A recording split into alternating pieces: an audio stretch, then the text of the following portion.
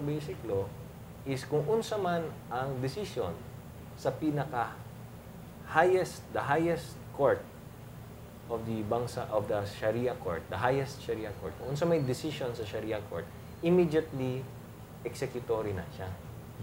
So sa ato pa, dili na nimo na pwedeng isaka sa Supreme Court, diba? Something like that. Now, mao ni ang sitwasyon karon. What if dito sa Bangsamoro territory naghimo og krimen, nagkonspirasi, no? Conspiracy, parehas naghimo og krimen ang usa ka Muslim ug usa ka Kristiyano. No? Tag team sila. Parehas silang nakasala, naghimo og dautan, naghimo og krimen. Unya problema lamang kay ang usa Kristiyano, ang isa Muslim. So unsay mahitabo karon? Laing korte ang mugunit sa Muslim, laing korte ang mugunit sa Kristiyano.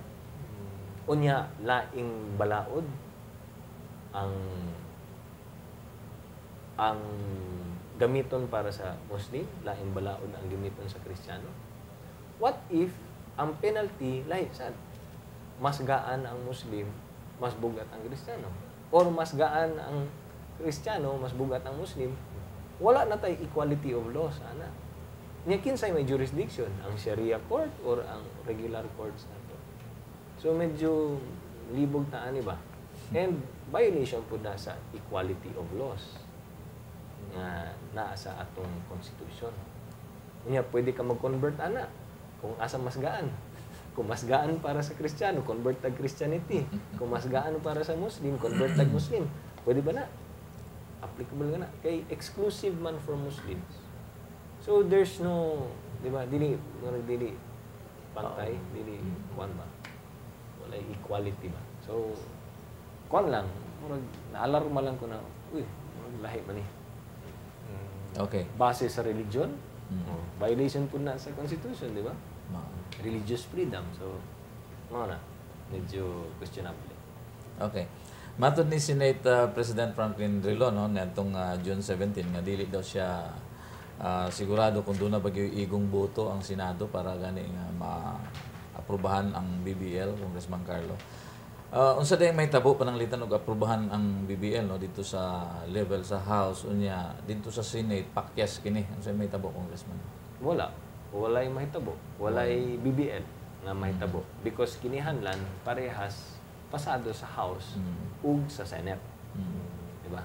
So kung pasado lang sa House, unya wala sa Senate, then we have no BBL. Now, kung lahi ang version sa House, lahi ang version sa Senate, magkaroon tayo ng Bicameral Conference Committee para planchahon ang mga diferensya, and then mauna ang i-ratify sa House o sa Senate. But you need both, ang House of Representatives and the Senate, to approve the BBL. Okay. Pananglitan ibutang nato no nga aprobahan sa both no sa House of Representatives o sa Senate ang BBL. Unya hagiton kini sa mga kritiko dito sa Korte Suprema. Mao na kahani ang giingon natong death blow para sa BBL, Congressman Carlo? Actually, in fact, karon naanay nag-question sa Supreme Court. No? Sa ako naibaw-an, ang nag-file karon og petition sa Supreme Court questioning the CAB and FAB, no? The Comprehensive Agreement on the Bangsamoro and the Framework Agreement on the Bangsamoro, which is ang nahimong basihanan para sa BBL. So, dili pa man nila ma-question ang BBL kay dili pa na siya balaod.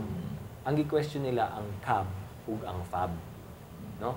And sa ako naibaw-an, ang nag-question ani is si Congressman Martin Romualdez, si Archbishop Fernando Capalla, si Norberto Gonzales ug si Justice Lazaro, former Justice Lazaro, and naapay laing petition gi-file si former Congressman Jacinto Paras.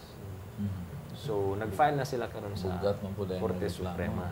Yes. So, nag-file na sila sa Korte Suprema and nagapangayo po sila og TRO sa implementation ng CAB ug FAB. So, wala ta kabalo kung unsay mahitabo ani. Wala ta kabalo kung magpadayon pa ba ang mga debate sa Congress regarding sa Bangsamoro, samtang naay kasong gi-file dito sa Supreme Court. We also don't know kung mag-issue po og TRO ang Korte Suprema. And kung mag-issue og TRO ang Korte Suprema, basig ma-TRO sad ang debate sa House of Representatives ug sa Senado. So very fresh bago lamang nahitabo kini. And kinihanlan hulaton usa nato, no? Tan-awon nato unsay dagan aning mong kaso.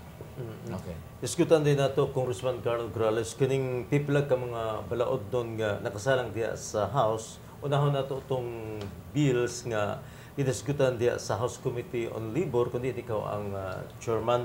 Mangutan na kung unsa ning House Bill number 5470 o ang bill nga nagsugyot nga hugdan o i-regulate ang pag-hire og sa mga foreign nationals, Congressman Carlo Grales. Actually, kining maong balaod nun, human nami sa among committee ba ani ug gi-report na namo kini siya sa plenary, sa plenaryo. Kining maong balaod nun, gihimo nato kini tungod kay syempre magkaroon na og ASEAN integration. Abrihan na nato ang atong border sa ASEAN, so basig mo sulod gawas na ang mga langyaw, mga mamumuo, no? Kay kita sad pwede pud ta mo abroad trabaho ta dito sa laing nasod sad sa ASEAN.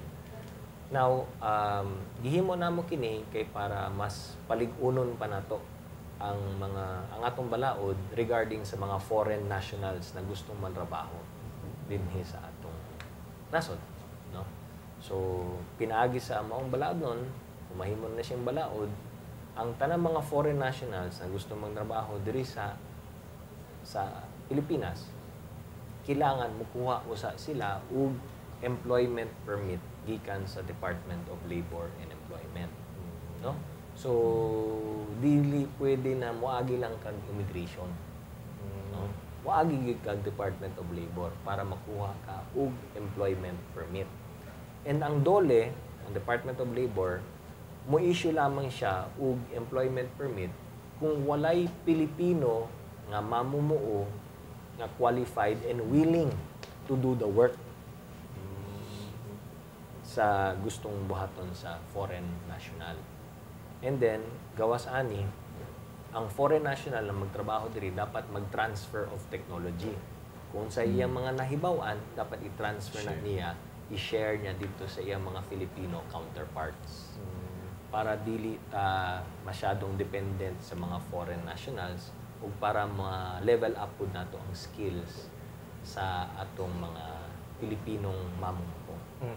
Kining ang House Bill 5470 sa laktod nga pagkasulti, naghanyag kini og taas-an ang silot sa mga kumpanya nga mula pa sa balaod nga naglambigit sa langyang trabador sa nasod, Congressman Carlo.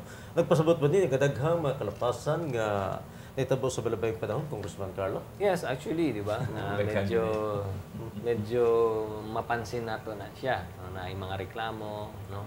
Nga nung na yung mga langyaw na nagtrabaho diri, ayan nga. So, para ma-prevent nato na siya, gibutangan nato, gibugatan nato ang silot para ani. So, ang nahitabo, base sa atong balaod nun, kung kinsa may mo violate ani, no? Kung mo hire ka, ikaw, kumpanya ka, mo hire ka og langyaw, trabahante, or mamumuo, nga wala ka nagpermiso, wala ka nagkuha og employment permit sa Department of Labor and Employment, pwede kang kasuhan sa DOLE. And ang silot, pabayaran ka og 50,000 pesos up to 100,000 pesos.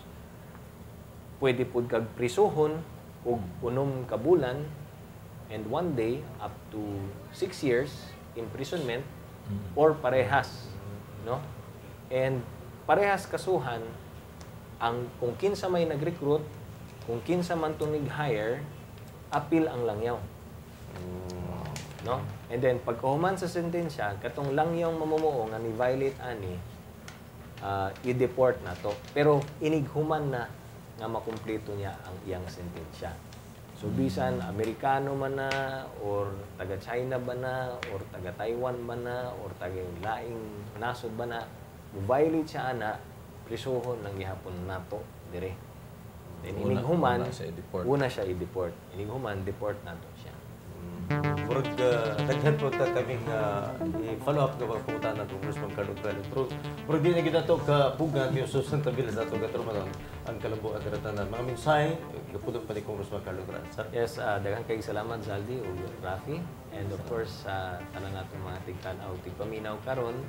Ayaw mong kalimot, aduna kitay job fair ug medical mission diha sa Kabakan Elementary School nga naimutang sa Nay Ecoland duol sa bus terminal ug sa Hall of Justice, no. So Kabakan Elementary School, Davao City na Kabakan Elementary School sa Nay Ecoland. Jobs fair ug medical mission kana siya, abre kana para sa tanan. So adto lang mo kung gusto ka mo magpa-check up ug libre ug napatay mga libreng tambal dito ug sa mga nangita og trabaho adto pud mo dito kay naatay jobs fair ug daghan ta mga employers nga participate dito sa atong job fair. And of course, happy araw ng barangay sa Barangay Balyo, Barangay Bukana 76-A ug Barangay Katalunan Pequeño. Ug kaninyo tanan daghang kay salamat sa kanunayang suporta ug siyempre pa sa akong asawa nga si Marga ug sa akong mga anak Mateo, Massimo ug Mika ug kaninyong tanan mga amahan. Happy Father's Day kaninyo. Adlaw gid nato ni usa lamang ka adlaw sa 365 days sa tuig. So mga misis, pagbigyan ang inyong mga bana. Happy Father's Day ug mayong adlaw ka nato. Okay, daghang salamat Congressman Carlo Nograles ug Happy Father's Day diya kanimo, no. Ug Sals, gusto na ako pasalamatan po si VJ Salonga of Decoratives by Jana and Dirks para sa atong set, no, si Tricia Bukbok, no, nga nag-ayos ka nato. Ug kang Ching Amor nga atong direktor. Ug siyempre pa kang Speaker Boy, Congressman Carlo, no, kay Mayor Rudy, Happy Father's Day kang Vice Mayor Pulong, no. Sa kanin mo Sals. O sa kanatong tanan ng mga papa, Happy Father's Day. Tungod kiwa naman kitay oras, kininyo igalas kahangin ang Rafi Bermejo. Igo na lang mag-ingon o dagang salamat o dalagin ng Diyos. O siyempre, inyong alagad, Saldi Chato, magandang.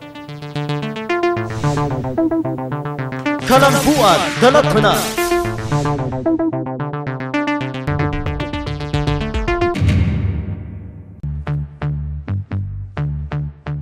Congratulations!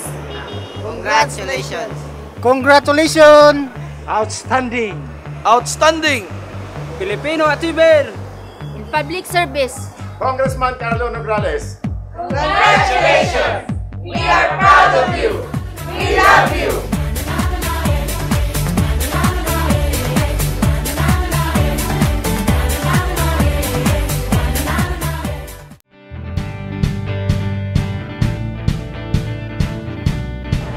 Ako si Jello J. Numeron from R. Castillo, Agdao, Davao.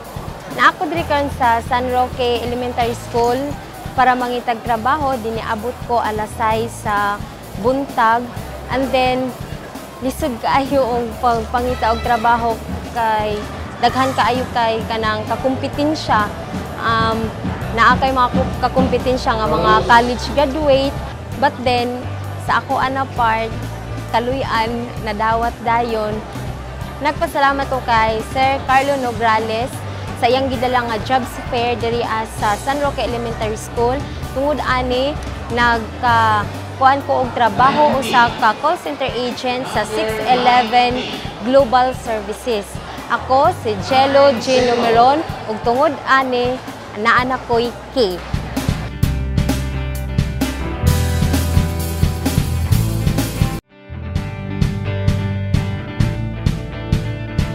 I'm Nina Gonzalez at nandito ako sa San Roque Central Elementary School para maghanap ng trabaho. Fresh grad pa lang ako, tapos malapit lang kasi bahay namin dito kaya narinig ko lang din kahapon. Tapos nag-try lang ako, nagbabaka sakali and pumunta ako dito as early as 8 a.m.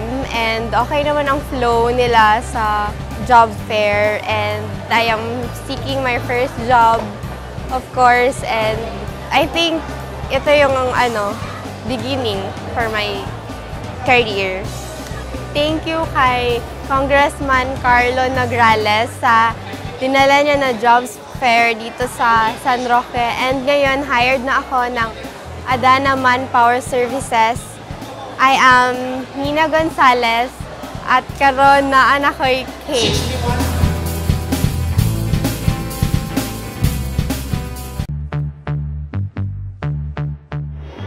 Congratulations! Congratulations! Congratulations! Outstanding! Outstanding! Filipino achiever! In public service. Congressman Carlo Nograles. Congratulations!